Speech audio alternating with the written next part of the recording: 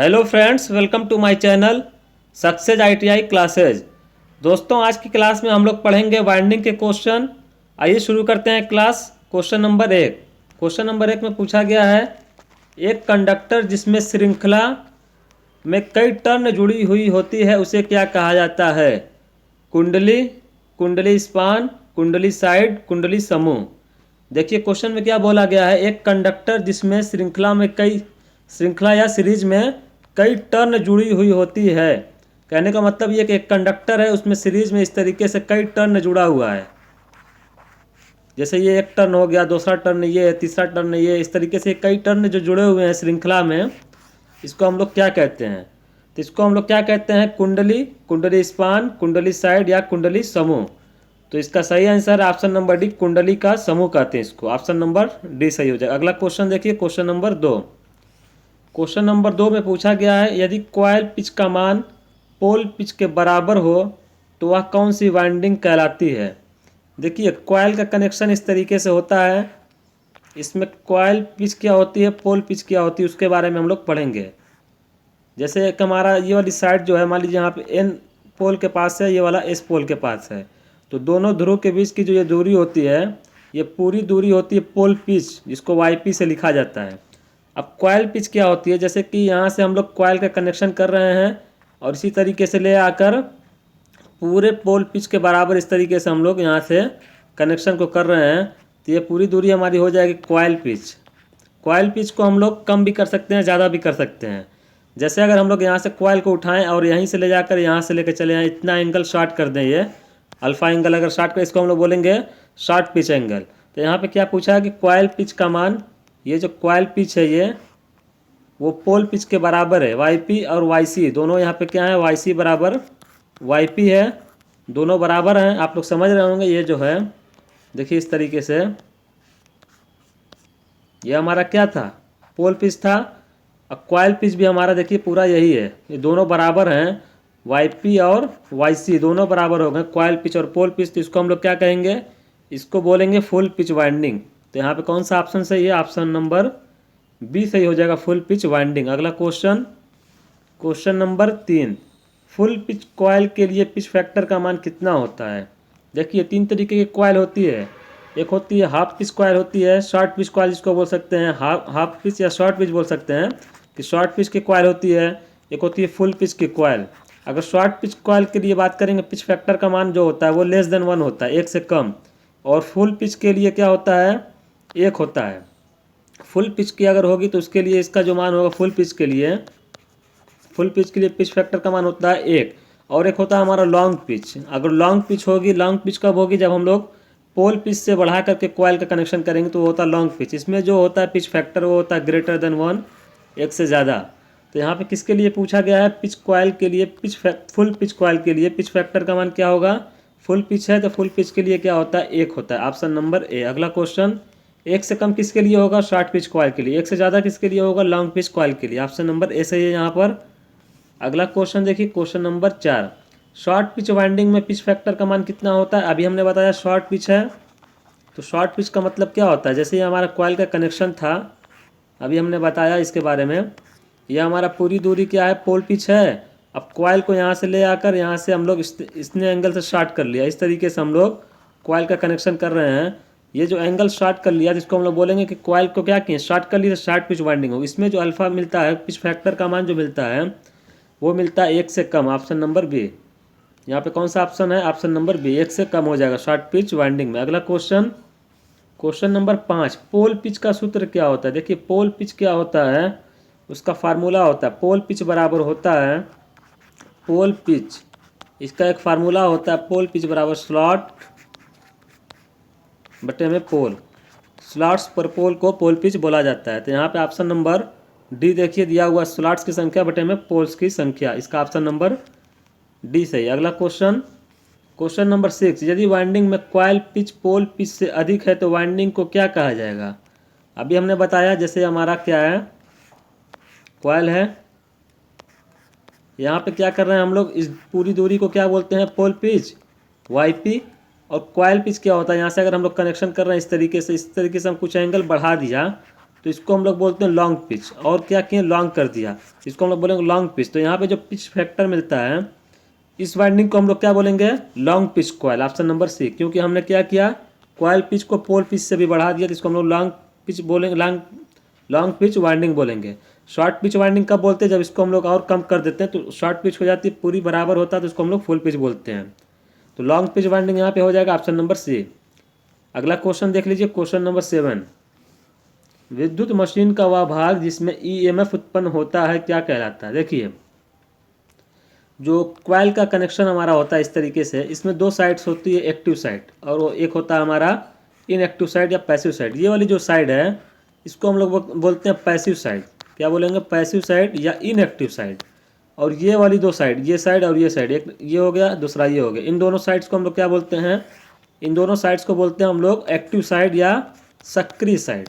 अब जाहिर सी बात है कि जो एक्टिव होगा उसी में ईएमएफ का निर्माण होगा। तो देखिए, एक्टिव साइड जो होता है उसी में ईएमएफ बनता है, तो इसी में ईएमएफ बनता है क्योंकि इसी में हमारा वाइंडिंग का कनेक्शन इसी स्लॉट्स में आता है। ये जो होता है ये इनएक्टिव होता है, इसमें ईएमएफ का निर्माण नहीं होता है।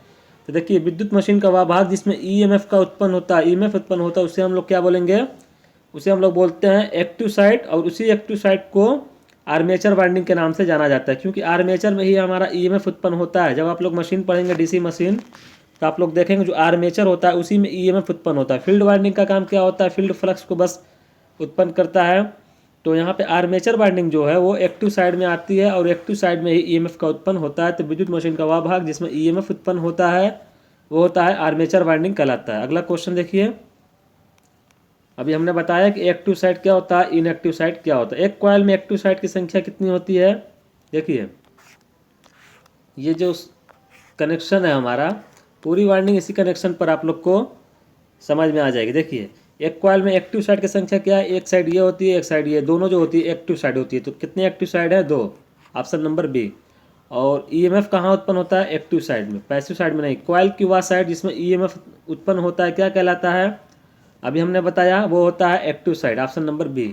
ये जो हमारी एक्टिव साइड थी, इसी में हमारी इसी स्लॉट्स में कंडक्टर होते हैं, इसी एक्टिव साइड में ईएमएफ का उत्पादन होता है। तो यहाँ पे क्या हो जाएगा, एक्टिव साइड जिसमें ईएमएफ उत्पन्न होता है। तो यहाँ पे ऑप्शन नंबर बी सही था। अगला क्वेश्चन, क्वेश्चन नंबर 10। आर्मेचर कुंडली के जो साइड खांचों से बाहर रहती है, खांचा का मतलब होता है स्लॉट्स, ये जो खांचा है इसको बोलते हैं स्लॉट्स, जो स्लॉट्स से बाहर हो, जिसमें ईएमएफ उत्पन्न नहीं होता है, वो क्या कहलाती है। तो देखिए, यहाँ पर क्या था, एक एक्टिव साइड, दो एक्टिव साइड थी, और ये जो थी साइड, इस साइड को हम क्या बोल रहे थे, ये जो साइड इसको बोलते हैं पैसिव साइड, पैसिव या इनएक्टिव साइड।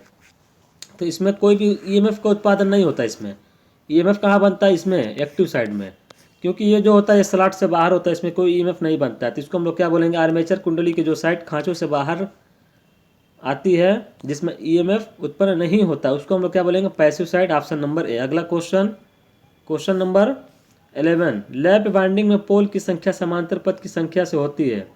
देखिए, आप लोग पढ़े होंगे, दो तरीके की वाइंडिंग होती है, एक होती है लैप वाइंडिंग और एक होती है वेव वाइंडिंग। आप लोग पढ़े होंगे। लैप वाइंडिंग में जितना भी समांतर पथ होता है उतना ही पोल्स की संख्या होती है, और वेव वाइंडिंग में हमेशा जो समांतर पथ की संख्या होती है वो होती है 2।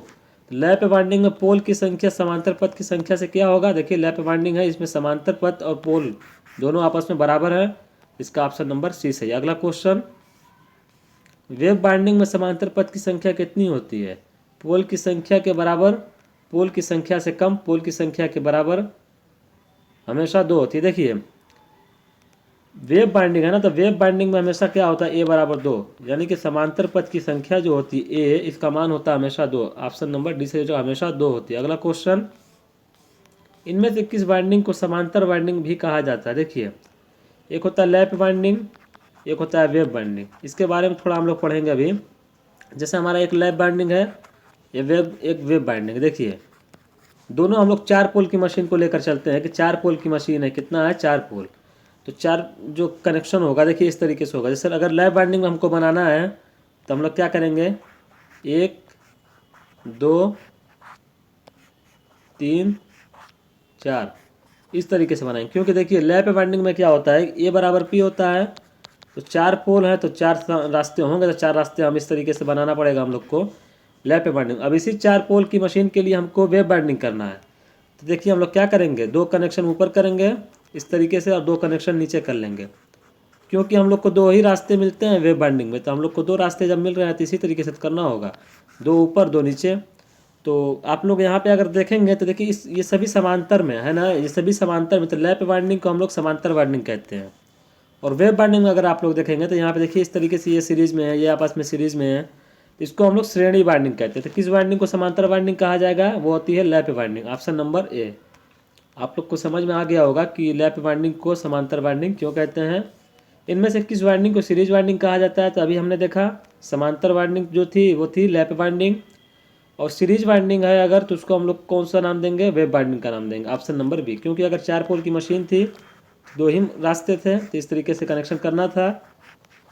तो देखिए सीरीज में अगर 6 पोल की मशीन होती है तो 3-3 जोड़ देते इस तरीके से, 3 ऊपर 3 नीचे, लेकिन रास्ते इसको 2 ही मिलेंगे। तो कहने का मतलब क्या है कि ये सीरीज कनेक्शन हमको मिल जाता है किसमें, वेव बाइंडिंग में। तो इसका ऑप्शन नंबर बी सही हो जाएगा। किस वाइंडिंग को सीरीज वाइंडिंग बोलेंगे, वेव बाइंडिंग। अगला क्वेश्चन, 3 फेज वाले मोटर के 3 फेज वाइंडिंग के लिए निम्नलिखित में से किन अक्षरों का प्रयोग किया जाता है। देखिए 3 फेज वाली जो मोटर होती है उसमें 3 फेज की वाइंडिंग होती है, उसके लिए जो अक्षर होते हैं, वो जो अक्षर कौन कौन से होते हैं, वो होते हैं यू, वी और डब्ल्यू। ऑप्शन नंबर ए। जो लास्ट में टर्मिनल हमारे निकलते हैं वाइंडिंग्स में, वो एक्स वाई जेड के रूप में होते हैं। लेकिन यहाँ पे जो बोला है कि 3 फेज वाइंडिंग के लिए निम्नलिखित में से किन अक्षरों का उपयोग किया जाएगा, यू, वी और डब्ल्यू का। अगला question, question number 16, 3 phase single phase stator winding कितनी डिग्री पर विद्युत रूप से मोटर के अंदर रखे जाते हैं। देखिए आप लोग 3 फेज की जब वाइंडिंग पढ़ेंगे, जो 3 फेज का हमारा कनेक्शन होता है इस तरीके से, ये क्या होता है, 120 डिग्री पर रखा जाता है। 120 डिग्री पर 3 फेज की जो वाइंडिंग होती है 120 डिग्री पर रखी जाती है। यहाँ पे ऑप्शन नंबर डी सही हो जाएगा, 120 डिग्री। अगला question, question number 17 number question में, एक डीसी मशीन में स्लॉट्स की संख्या दे दिया 32, एस बराबर 32, और पोल्स की संख्या क्या है 4, पी बराबर 4। हम लोग को क्या बताना है, पोल पिच का मान बताना है। पोल पिच को वाई पी से लिखा जाता है। हमने क्या बताया, पोल पिच का मान होता है स्लॉट्स पर पोल, स्लॉट्स पर पोल, इसको हम लोग पोल पिच के नाम से जानते हैं। स्लॉट्स कितना है 32, और पोल पिच का मान दिया हुआ 4, 4/32, कुल मिला क्या मिल जाएगा, पोल पिच का मान मिल जाएगा 8। Option number D. अगला क्वेश्चन, क्वेश्चन नंबर 18, किसी भी मशीन के कॉइल साइज को किसके द्वारा निर्धारित किया। देखिए कॉइल की जो साइज होती है उसको किसके द्वारा निर्धारित किया जाता है, हम लोग को बताना। देखिए याद रखिएगा, कॉइल की साइज को यील्ड पिच के द्वारा, ऑप्शन नंबर डी सही हो जाएगा, यील्ड पिच के द्वारा निर्धारित किया जाता है। अगला क्वेश्चन, क्वेश्चन नंबर 19, किसी मशीन में कुल चालक की संख्या 1000 है। देखिए कुल चालक की संख्या, टोटल नंबर ऑफ कंडक्टर जो दिए हुए हैं वो दिए हुए हैं 1000, जेड से लिखते हैं, और समांतर पथ की संख्या 10 है। ए बराबर क्या है 10। तो औसत पिच का मान ज्ञात कीजिए। यहाँ पे आप लोग क्वेश्चन में थोड़ा सा ये कर लीजिए कि लैप वाइंडिंग की मशीन है, कौन सी है, लैप वाइंडिंग की मशीन है। तो आप लोग क्या करेंगे, इसमें हम लोग को बताना है कि औसत पिच का जो फार्मूला होता है, देखिए औसत पिच बराबर होता है कुल कंडक्टर जितने दिए हुए हैं बटे में पोल्स की संख्या, ये फार्मूला होता है। तो वाइंडिंग कौन सी है, लैप वाइंडिंग की मशीन है ना। तो लैप वाइंडिंग में जो अगर 10 रास्ते हैं तो P बराबर भी 10 होगा, क्योंकि लैप वाइंडिंग में A बराबर P होता है, आप लोग को मालूम है। तो यहाँ पे अगर A का मान 10 है तो P का मान 10 होगा। अब देखिए नंबर ऑफ कंडक्टर्स टोटल कितने हैं, Z का मान दिया हुआ 1000, और हम लोग को पोल्स की संख्या जो दी गई है वो दी गई है 10, क्योंकि लैप वाइंडिंग की मशीन है।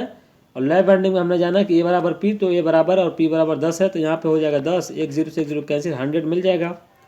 तो ऑप्शन नंबर कौन सा सही हो जाएगा, ऑप्शन नंबर सी सही हो जाएगा, 100। औसत पिच या जिसको एवरेज पिच के नाम से जाना जाता है वो हो जाएगा 100। तो कभी भी आप लोग को एवरेज पिच अगर निकालने के लिए एग्जामिनेशन में पूछा जाए तो आप लोग क्या करेंगे, जो टोटल कंडक्टर आप लोग को दिए गए होंगे बस उसमें जो पोल्स की संख्या होगी उससे डिवाइड कर दीजिएगा, आप लोग को ईजिली आंसर फाइंड आउट हो जाएगा। आइए अगला क्वेश्चन, और आज का लास्ट क्वेश्चन है कि यदि किसी मशीन में पोल्स की संख्या 10 है और समांतर पथ की संख्या 10 है तो यह कौन सी वाइंडिंग हो सकती है। देखिए वाइंडिंग का प्रकार ये कौन सा हो सकता है, तो हम लोग को बताना है। तो आइए देखते हैं, अगर आप लोग क्लास को पूरी देख लिए हैं तो आप लोग इसका आंसर दे सकते हैं, क्योंकि अभी हमने 2 तरीके के वाइंडिंग के बारे में डिस्कस किया था। एक कौन सी वाइंडिंग थी, लैप वाइंडिंग थी, और एक कौन सी वाइंडिंग थी, एक थी वेव वाइंडिंग। अब देखिए लैप वाइंडिंग में एक कंडीशन हमने पढ़ा है कि A बराबर P होता है, जितने रास्ते होते हैं उतना ही पोल्स होते हैं। अब आइए वेव वाइंडिंग में हमेशा 2 ही रास्ते होते हैं। अब हम लोग क्वेश्चन को देखते हैं। किसी मशीन में पोल्स की संख्या 10 है और समांतर पथ की संख्या 10 है। P बराबर भी 10 है, A बराबर भी 10 है। तो अब बताइए कि A बराबर P यहाँ पे दिया हुआ है, तो अब इसको वाइंडिंग को हम लोग कौन सा नाम दे सकते हैं? इसको हम लोग लैप वाइंडिंग का नाम देंगे, ऑप्शन नंबर A। तो ऑप्शन दिए गए थे कि लैप वाइंडिंग, वेब वाइंडिंग, ए तथा बी दोनों। वेब वाइंडिंग का प्रकार निर्धारित नहीं किया जा सकता। तो देखिए यहाँ पे हम लोग निर्धारित कर सकते हैं, क्योंकि हम लोग को पोल्स की संख्या भी दी गई है और समांतर पथ की संख्या भी दी गई है, और दोनों में जो कंडीशन है दोनों बराबर है। तो जब दोनों बराबर हैं तो हम लोग बोल सकते हैं कि ये लैप वाइंडिंग है। तो दोस्तों आज की क्लास में इतना ही। आज की क्लास में हम लोग वाइंडिंग की क्लास लिए हैं, जिसमें हम लोग अच्छे अच्छे क्वेश्चन को कंप्लीट किए हैं। इसी तरीके से डे बाय डे हम लोग UP PCL TG2 ALP technician की क्लासेस लेते रहते हैं। अगर दोस्तों आप लोग को क्लास पसंद आती हो तो आप लोग से एक रिक्वेस्ट है कि हमारे चैनल को सब्सक्राइब ज़रूर कर लीजिएगा। इसी तरीके की क्लास पाने के लिए बेल आइकन को भी ऑन कर लीजिएगा। फिर हम लोग मिलेंगे दोस्तों अगली क्लास में। आप लोग का बहुत बहुत धन्यवाद।